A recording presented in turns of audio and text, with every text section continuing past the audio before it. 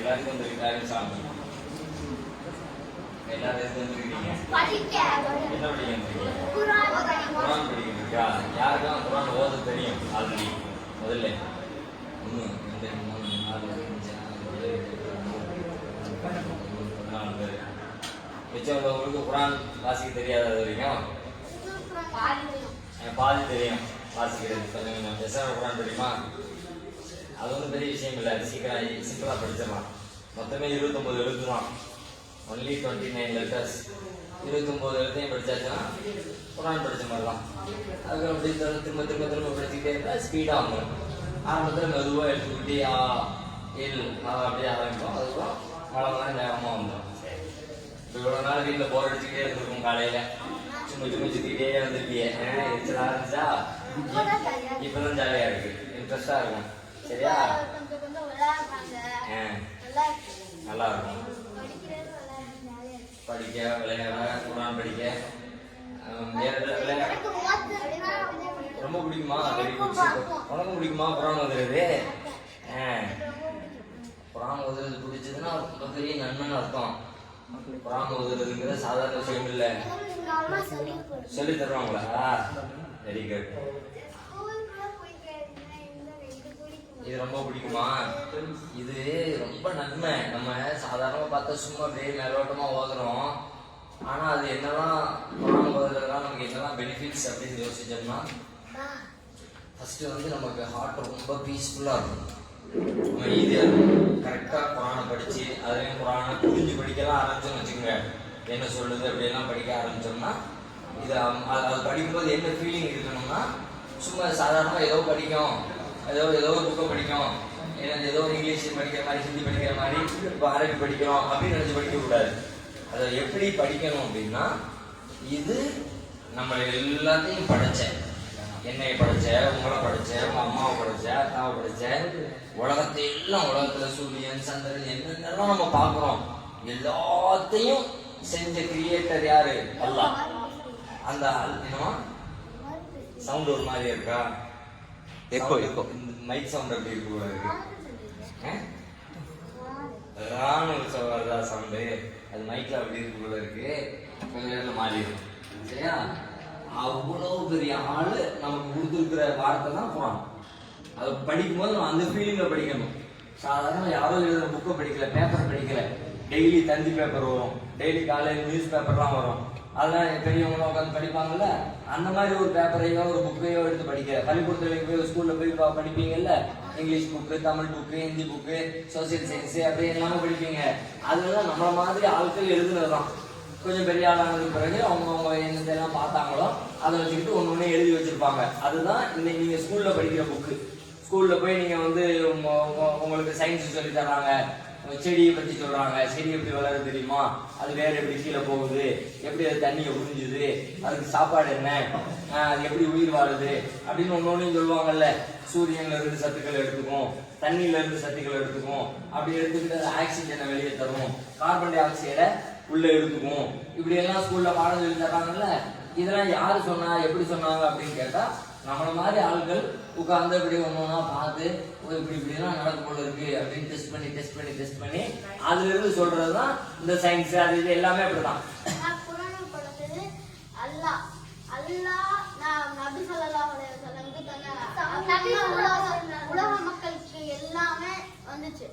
அல்லாதானே தந்தான். அப்ப அந்த அல்ல யாருன்னு கேட்டா, இருக்கிற செடியை பார்த்துக்கிட்டு அந்த செடி எப்படி செய்யுதுன்னு ஆராய்ச்சி பண்ணி சொல்ற அல்ல இல்ல. அந்த அல்லாஹ், அந்த கடவுள் யாரு அப்படின்னா, அவன் தான் அந்த செடியே உற்பத்தி பண்ணணும், அவன் தான் அந்த விதையே படைச்சான், அவன் தான் அந்த சூரியன்ல இருந்து சாப்பாடு எடுக்கிற மெத்தட உள்ளுக்குள்ள வச்சான், அது வந்து அந்த தண்ணியில இருந்து சாப்பாடு எடுக்கிற மெத்தட அதுக்குள்ள வச்சான். அவன் தான் எல்லாத்தையுமே பண்ணலாம். கார்பன் டை ஆக்சைடை இழுக்கிறதையும் அவன் தான் பண்ணலாம், ஆக்சிஜனை வெளியே தள்ளுறதையும் அவன் தான் பண்ணலாம், என்னென்னலாம் இருக்குதோ எல்லாத்தையும் அவன் தான் பண்ணலாம்.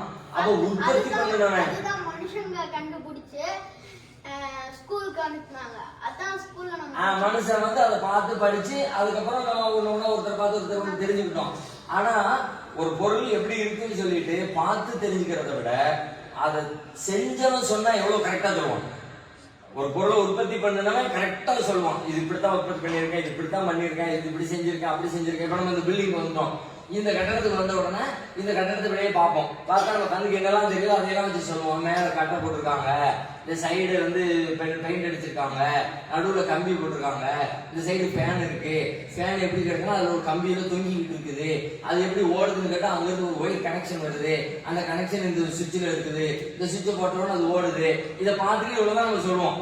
நமக்கு எவ்வளவு மேலோட்டமா தெரியுது அவ்வளவுதான் சொல்ல முடியும். ஆனா இந்த பில்டிங்கை கெட்டினவர் வந்தாருன்னா எதையும் பார்க்க தேவையில்லை, அக்யூரேட்டா சொல்வார். ஒவ்வொரு ஒயர் எங்க போகுது, ஒரு கம்பி எங்க ஓடுது, எத்தனை கம்பி போட்டிருக்கிறோம், எத்தனை கிலோ சிமெண்ட் இருக்குன்னு நமக்கு தெரியுமா? இந்த பில்டிங்ல இந்த சோத்துல சிமெண்ட் இருக்குல்ல, எத்தனை கிலோ சிமெண்ட் இருக்குன்னு நமக்கு சொல்ல முடியுமா?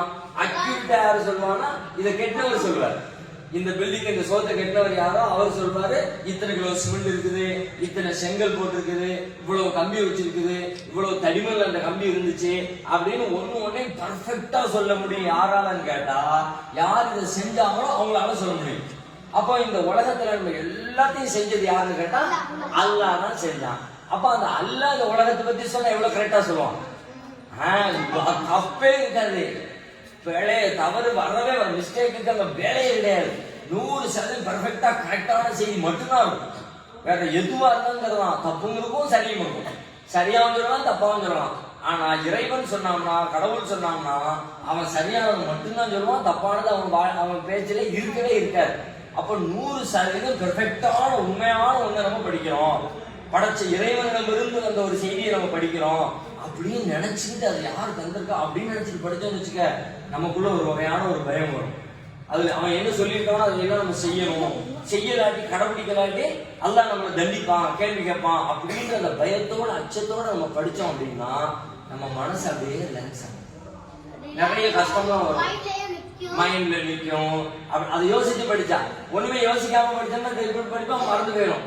இந்த நினைப்போட நம்ம படிச்சோம்னு வச்சுக்க அதையெல்லாம் நம்ம செய்யணும்னு நம்ம நினைப்போம்.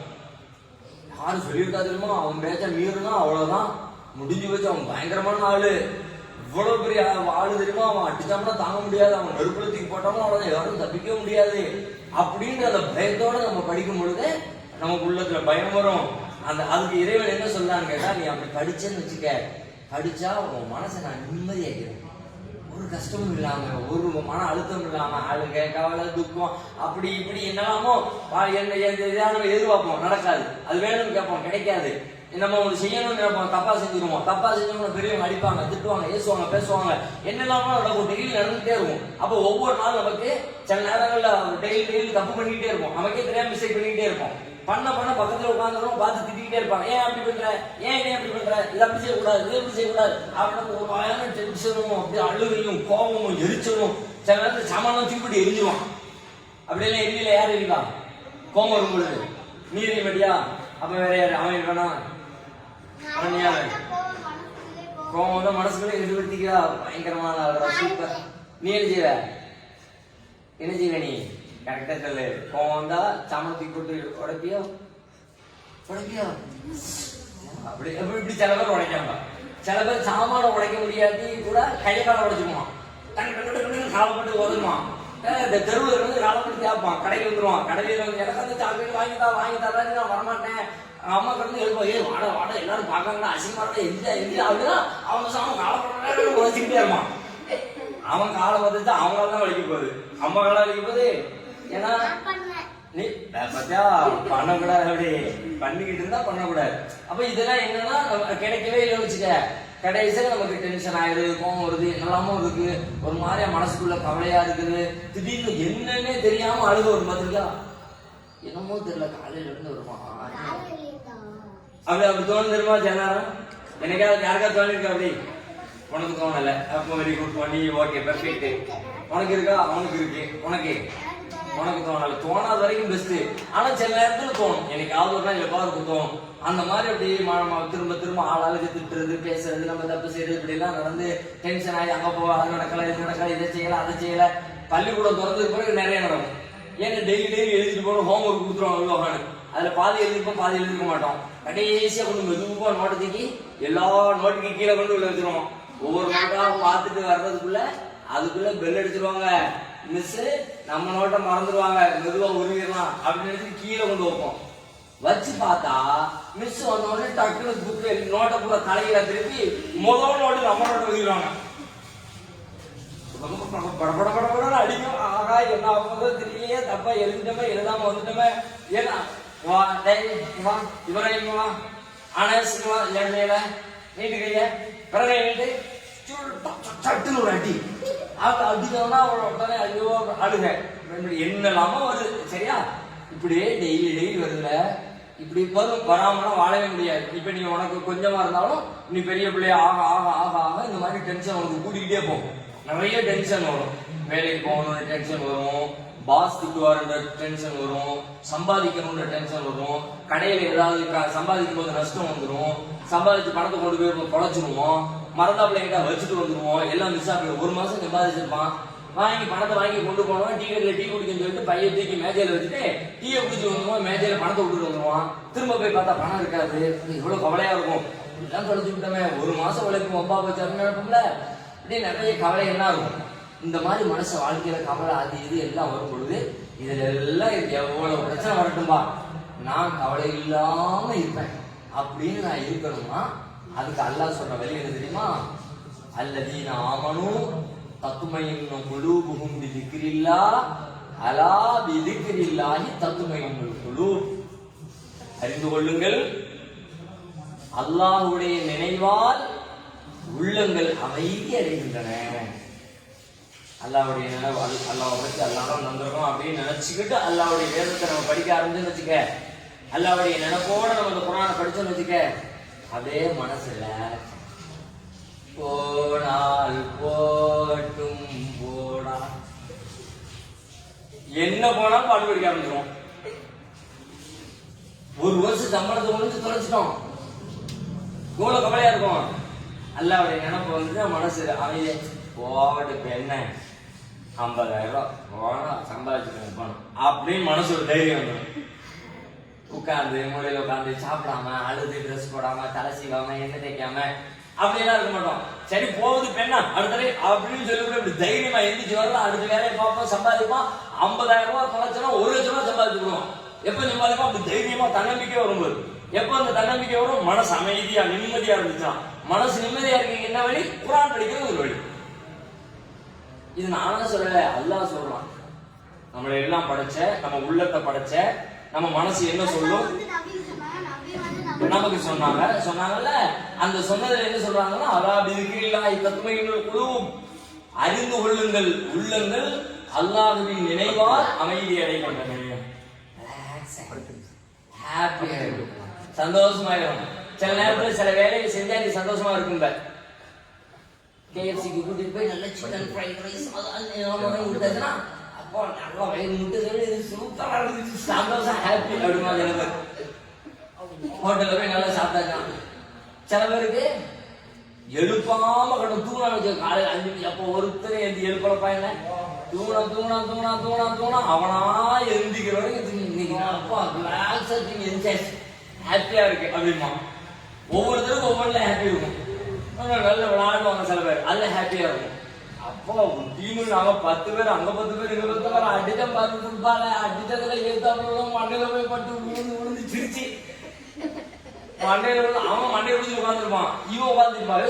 எங்க பாஸ் அடிச்சா பாரு கேப்டனு அடிச்சா நேரம் போய் கோல் விழுந்துச்சு பார்க்கணும். என்ன விரட்டு 2 மணி நேரம் அப்படியே உடம்பெல்லாம் வேர்த்து ஹாப்பியா இருந்துச்சுமா. நல்ல விளையாண்டா ஹாப்பி, நல்ல சாப்பிட்டா ஹாப்பி, நல்ல தூங்குனா ஹாப்பி, நல்ல குளிச்சா ஹாப்பி. சில பேருக்கு இன்னும் பேருக்கு இருக்குது நல்ல கடப்படான்னு வயிறு எல்லாம் காலி ஆயிடுச்சுன்னா ஹாப்பி. காலி ஆவலன்னு வச்சுக்க வயிற்று வலிச்சுட்டே இருக்கு, அப்படிங்களா அப்படி இருந்துட்டு நீ சாதாரணமா டெய்லி போயிட்டு தான் வந்துட்டு இருக்க. அப்பமா உனக்கு ஹாப்பி தெரியாது. எப்ப ஹாப்பியா இருந்துச்சுன்னா ஒரு நாள் வரமாட்டு வைத்து போட்டு பிசைந்து வலிக்கு வைத்தளிக்க எம்மா வைத்தளிக்கு அம்மா வந்து தலையை விடுவாங்க. சரிப்பா பத்துக்குப்பா வைத்தளி போயிருப்பா உருண்டு வந்த 2 நாள் இருக்க. நைட்டு தூங்கல, வீட்டுல யாரையும் தூங்க விடல. மறுநாள் காலையில உடனே சிக்கல் சிங்காரம் நீட்டா எல்லாம் வெளியே இப்பதான் ரிலாக்ஸா இருக்குது அப்படின்னு அப்படி ஒண்ணு ஒரு ஹாப்பி. இப்படி நம்ம சில செயல்கள்ல சில ஹாப்பி இருக்குது, ஆனா எல்லா ஹாப்பியும், எல்லா சந்தோஷமும், எல்லா மகிழ்ச்சிக்கும் அடிப்படை எதுன்னு கேட்டா நம்ம மனசு அமைதியா இருக்கணும். அந்த மனசு அமைதியா இருக்கிறதுக்கான வழி எதுன்னு கேட்டா அமைதியாயிரும், ரிலாக்ஸ் ஆயிரும், சந்தோஷம் ஆயிரும். துக்கம், அழுகை, கவலை அப்படிங்கிறது ரசூல் ஸல்லல்லாஹு அலைஹி வஸல்லம், நபி ஸல்லல்லாஹு அலைஹி வஸல்லத்துடைய வாழ்க்கை வரலாறு நீங்க எல்லாம் நிறைய பயான்ல கேட்டிருப்பீங்க. ரசூல்லா அவங்க வாழ்க்கையில இந்த மாதிரி ஏதோ எத்தனையோ கஷ்டங்கள் வந்திருக்கும். எந்த கஷ்டப்படுற நேரத்திலேயாவது ஐயோ நம்ம வாழ்க்கை இப்படி ஆயில, சாப்பாடு மொழி இல்லையே, துணி இல்லையே, ட்ரெஸ் இல்லையே, வீடு இல்லையே, அது இல்லையே, இது இல்லையே அப்படின்னு கவலைப்பட்டு மூலையில உட்கார்ந்து அழுதாங்க அப்படின்னு என்னைக்காவது ஏதாவது ஒரு பயான்ல நீ கேட்டீங்க? கேட்டுக்கிட்டே யாரும் கேட்க மாட்டோம். ஏன்னா அப்படி நடக்கல. யாரும் கேட்கறதுன்னா என்ன அர்த்தம்னா அப்படி அவங்க ஒரு நாள் உட்காந்துட்டு இதுக்காக வேண்டியெல்லாம் அழுதுட்டு உட்கார்ந்ததே கிடையாது. இப்ப என்ன சாப்பாடு இல்லாட்டி என்ன 2 நாள் பட்டி கிடந்தா என்னம்மாங்க, 2 நாள் பட்டி கிடந்தா என்ன அப்படிமாங்க. விவசாயிகள் எவ்வளவு நேரம் போராடுறாங்க உட்காந்துக்கிட்டு. மெட்ராஸ் டெல்லியில போராடுறாங்கல்ல, நாள் கணக்குல மாச கணக்குல போராடிட்டு இருக்கிறாங்க. அவ்வளவு சாப்பாடே இல்ல, சாப்பாடே இல்லாம கஷ்டப்படுறாங்க. சில பேர் இறந்து போயிட்டாங்க அந்த குளிர்ல. இது மாதிரி நிறைய ரொம்ப பேர் நடுங்கிக்கிட்டே உட்கார்ந்துக்கிட்டு அவங்க அந்த சட்டத்துக்கு எதிராக போராடிக்கிட்டு இருக்கிறாங்க. ரசூலுல்லாஹ்வுடைய வாழ்க்கையில இந்த மாதிரி நிறைய சிரமம் போகட்டும், பாத்துக்கலாம், எது நடந்தாலும் சந்திக்கலாம். எவன் வந்துட்டான் ஊரெல்லாம் திரண்டு வச்சுப்பாங்க. ரசூலுல்லாஹ்வுடைய சஹாபாக்கள் வந்து சொல்லுவாங்க, உங்களை எல்லாத்தையும் அடிச்சு காலி பண்றதுக்கு எல்லாம் சேர்ந்துட்டாங்கப்பா. முஸ்லிம் சேர்ந்துட்டான், காஃபிர் சேர்ந்துட்டான், யஹூதி சேர்ந்துட்டான், நசாரா சேர்ந்துட்டான். ரசூலுல்லாஹ் காலத்துல இருந்தவங்க இவங்களே யாரும் கேட்டா ரசூலுல்லாஹ்வுக்கு நபி ஸல்லல்லாஹு அலைஹி வஸல்லம் எதிரியா இருந்தாங்க. நபி ஸல்லல்லாஹு அலைஹி வஸல்லம் ஒரு டீம் ரசூலுல்லாஹ்வும் அவங்க டீம் என்ன பண்ணுதுன்னு கேட்டா அவங்கள்ட்ட சொல்றாங்க, எல்லாரும் ஒண்ணா சேர்ந்துட்டாங்க, நீங்க தொலைஞ்சி அப்படின்னு. எல்லாரும் ஒண்ணா சேர்ந்துட்டாங்களோ நமக்கு என்ன நிக்கணும். அப்போ இந்த ஏரியா போனோம்னா மாட்டிக்குவோம், நம்ம ஒத்தையில இருக்கோம், அவன் 10 பேர் இருக்கான். அப்ப என்ன பண்ணுவான், மெதுவா பின்னாடி வச்சு இந்த காம்பவுண்ட் சுவர் இருக்குது, ஒரு செங்கலை 2 செங்கலை ஏறி வச்சு மிதிச்சு வச்சுக்க, டக்குன்னு அந்த ஏறி பிடிச்சிருவான், பின்னாடி ஓடி தப்பிச்சு ஓடிடலாம் அப்படின்னு நம்ம நினைப்போம். ரசூலுல்லாஹ் என்ன பண்றாங்கன்னு கேட்டா எல்லாம் சொல்லிடுவானா சூப்பர், அப்புறம் நம்ம கரெக்டான ரூட்ல போய்கிட்டு இருக்கோம்னு அர்த்தம். வா என்ன போய் மோதி பாத்துறோம் அப்படின்னு எல்லாரும் இருக்கிறாங்க. ரசூலுல்லாஹ் அவங்க டீமோட போய் எல்லாத்தையும் அடிச்சு தோம்சம் பண்ணி காலி பண்ணிட்டு ஜெயிச்சுட்டு வேண்டாம். எப்படி முடிஞ்சது கேட்டா அந்த அமைதி, மனசு ரிலாக்ஸ். அந்த ரிலாக்ஸ் எங்க கிடைக்குன்னா குர்ஆன்ல கிடைக்குது, அல்லாஹ்வுடைய வேதத்துல கிடைக்குது, அல்லாஹ் சொன்னபடி வாழ்ற வாழ்க்கையில கிடைக்குது அப்படிங்கிறான். அதை படிக்கிறதுக்காக நீங்க வந்திருக்கீங்க. அதனால இப்ப கிடைச்சிருக்கிற இந்த வாய்ப்பு உங்களுக்கு இன்னும் கொஞ்ச நாளைக்கு கிடைக்காது. இதே மாதிரி டைம் இருக்குமா? ஸ்கூல்லாம் ஓப்பன் ஆயிடுச்சுன்னு சொன்னா டைம் இருக்காது. இப்ப இந்த மாதிரி உங்களுக்கு ஒரு டீம் சேர்றதுக்கான வாய்ப்புலாம் கிடைக்காது. நல்ல ஃப்ரெண்ட்ஸ், நல்ல விளையாடலாம், நல்லா ஓதலாம், எல்லாம் முடிஞ்ச வரைக்கும் அல்லாஹ் ரசூல் குர்ஆன் ஹதீஸ்ல என்னெல்லாம் இஸ்லாத்துல சொன்னாங்களோ அதையெல்லாம் நம்ம தெரிஞ்சுக்கலாம். அதுக்காக வேண்டி ஒரு சிரமப்பட்டு ஒரு ஏற்பாடை பண்ணியிருக்கிறாங்க. இந்த ஏற்பாடை நீங்க பயனுள்ளதாக இங்க இருக்கிற டீச்சர்ஸ்க்கு, நிர்வாகிகளுக்கு எல்லாத்துக்கும் மொபைல் பண்ணி கட்டுப்பட்டு பயனுள்ள முறையில நடந்துக்கணும். டயத்தை வீணாக்கிடக்கூடாது. இன்ஷா அல்லாஹ் இங்கிருந்து போகும்போது குறைந்தபட்சம் ஒவ்வொருவரும் அரை ஜுஸுவாவது மனப்பாடம் பண்ணிட்டு தான் இங்கிருந்து வெளியே போகும். மொத்தம் எத்தனை ஜுஸு இருக்கு குர்ஆன்ல?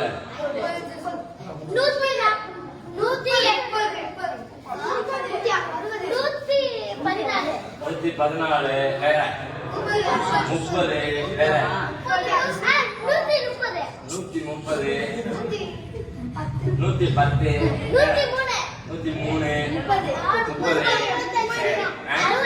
125 உனக்கு மட்டும் எத்தனை கருத்து இருக்கு?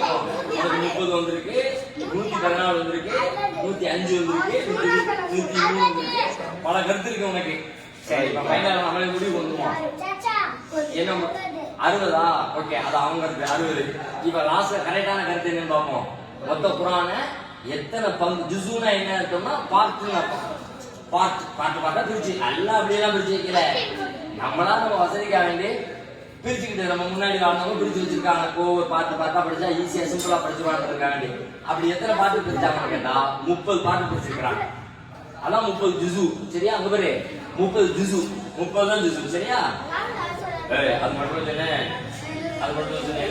125 சொன்னேன், 103 சொன்னேன். அதுதான் சரி. ஓகே, இந்த 30 ஜுஸுல அரை ஜுஸு, ஒரு ஜுஸு இல்ல, அரை ஜுஸு குர்ஆன் மனப்பாடம் பண்ணிட்டு இங்க இருந்து நம்ம போகணும். சரியா?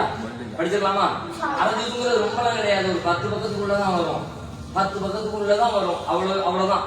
தொடர்ந்து நீ டெய்லி படிச்சுக்கிட்டே இருந்து மனசுல ஆக்கிட்டேன்னு வச்சுக்க, அது நீ காலம் முழுக்க குரான் ஓதலாம். இரவு தொழுகையில பள்ளிவாசல்கள் எல்லாம் வீட்டுல எல்லாம் தொலை வைப்பாங்க. நோம்பு டயத்துல தொலை வைப்பாங்கல்ல, இரவுல குரான் ஓத தெரியாம நிறைய பேர் ஆள் இல்லாம உட்காந்துருப்பாங்க. அப்ப நீங்க இமாமா இருந்து உங்க வீட்டுல உள்ளவங்களுக்கு தொலை வைக்கலாம், மற்ற பள்ளிவாசல்ல மஹல்லால தொலை வைக்கலாம். அது மாதிரி தொழுகை நடத்துறதுக்கு அது பயன்படும். குரானை படிச்சுக்கிட்டு அல்லாஹ்விடத்துல நிறைய ஒவ்வொரு எழுத்து நீ மனப்பாடம் பண்றதுக்காக வேண்டி நீ ட்ரை பண்ணன்னு வச்சுக்க.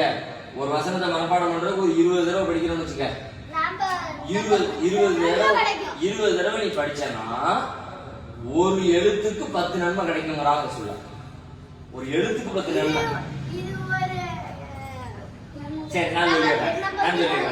ஒரு எழுத்துக்கு 10 நன்மைங்கிறத நீ இப்படி ரூபாயா கன்வெர்ட் பண்ணிக்க. 10 ரூபான்னு வச்சுக்கோ. ஒரு எழுத்துக்கு 10 ரூபா. ஒரு எழுத்துக்கு 10 ரூபா. இப்ப அல்ஹம்துலில்லாஹி ரப்பில் ஆலமீன் நீ மனப்பாடம் பண்ணணும். எத்தனை தடவை மனப்பாடம் சொல்லி மனப்பாடம் பண்ண? ஒரு 10 தடவையாவது சொன்னாதான் அல்ஹம்துலில்லாஹி ரப்பில் ஆலமீன் தெரிஞ்சுக்குவோம். இது மாதிரி வேற ஏதாவது ஒன்று படிக்கும்போது ஒரு 10 தடவை 15 தடவை படிச்சாதான் உனக்கு நன்மை கிடைக்கும், மனப்பாடம் ஆகும். சரியா? இப்போ இதுக்கு எவ்வளவு எத்தனை ரூபா கிடைக்கும் பாரு. உதாரணம் அல்ஹம்து ஒரு வார்த்தையை மட்டும் எடுத்துக்க. அல்ஹம்து மொத்தம் எத்தனை எழுத்து இருக்கு அதுல சொல்லு. அ இல் ஹ இம் து 5 எழுத்து இருக்கா? அல்ஹம்துன்னு ஒரு எத்தனை ரூபா கிடைச்சிருச்சு? வெறும் ஒரு தடவை அல்ஹம்துன்னு சொன்னா 50 ரூபா கிடைச்சிருச்சு. அல்ஹம்து அல்ஹம்து அல்ஹம்து அல்ஹம்து அல்ஹம்து அல்ஹம்து அல்ஹம்து அல்ஹம்து அல்ஹம்து அல்ஹம்துன்னு சொல்லிட்டு 10 தடவை படிச்சு மனப்பாடம் பண்ணிட்டேன். அப்ப எத்தனை எத்தனை எத்தனை ரூபாய் கிடைச்சிருச்சு? ஒரு தடவைக்கு 50 ரூபாய் கிடைச்சிருச்சு. 10 தடவைக்கு 500 ரூபாய் கிடைச்சிருச்சு. அப்ப நீ திரும்ப திரும்ப மறுநாள் ஓத 500 5000 50,000 1 லட்சமாவும் 1 கோடியாவும் பல கோடி கோடி கோடி கோடி கோடி ஆயிரும். எல்லாத்தையும் எல்லாம் தருவான். வேற வழியில தருவான். உனக்கு நன்மையை தருவான், மறுமையில தருவான், ஜன்னத்துல தருவான்.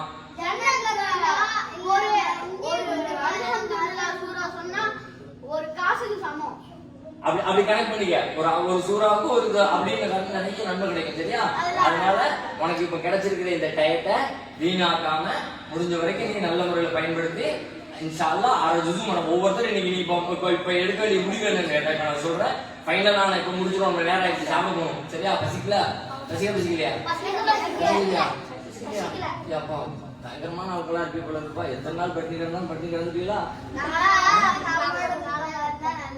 ஒரு 1/2 மணி நேரம் இருந்தா இருக்கலாம், 1 மணி நேரம் இருக்கலாம். அதுக்கு மேல அவ்வளவுதான். அதுக்கு நீ நேரம் பேசிக்கிட்டு இருப்பா, நாங்க போய் சாப்பிட்டு வரோம்னு சொல்லிடுவீங்க. அப்படிதானே?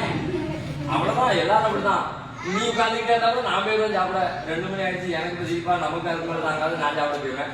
அல்லது நீ சாப்பிட போயிருந்தா நான் உட்காந்துட்டு இருப்பேன். ஏதோ ஒண்ணு. ஓகே, இப்போ எல்லாரும் ஃபைனலா என்ன முடிவு பண்ணணும்னா வந்துட்டேன் இன்ஷா அல்லாஹ். இங்க இருந்து போகும்போது 6 ஜுஸு நான் மனப்பாடம் பண்ணிட்டு இங்க இருந்து நான் கிளம்புவேன் அப்படின்ற முடிவோட எல்லாரும் இன்ஷா அல்லாஹ் நாளையில இருந்து கரெக்டான டயத்துக்கு வந்துடணும். லேட் பண்ணக்கூடாது, முன்னப்பின் ஆகக்கூடாது. சரியா? ஆமா. வந்து எப்போ விளையாடுறதுக்கு அனுமதிக்கிறாங்களோ அப்ப மட்டும் விளையாண்டுட்டு இருக்கணும். சும்மா பக்கத்துல உள்ளவங்க பேசி பேசி பேசி பேசி டயத்தை வீணாக்காம அதிகமாக குர்ஆன் படிக்கணும். ஓகேவா? சரி, புரிஞ்சுக்கோமா? வேற செய்தி இருக்கா? வேற கருத்து இருக்கா? வேற ஒண்ணுமே இல்ல, முடியும்ட்டான். நீ போதும் பாரு, எவ்வளவுதான் அப்படின்ட்டான். அதனால இப்போதைக்கு நம்ம முடிச்சிருவோம் இன்ஷா அல்லாஹ். மற்றது நாளைக்கு பாத்துக்கலாம். ஓகேவா? முடிச்சுக்கோங்க. சுப்ஹானல்லாஹி வ பிஹம்திஹி அஷ்ஹது அல்லா இலாஹா இல்லா அன்த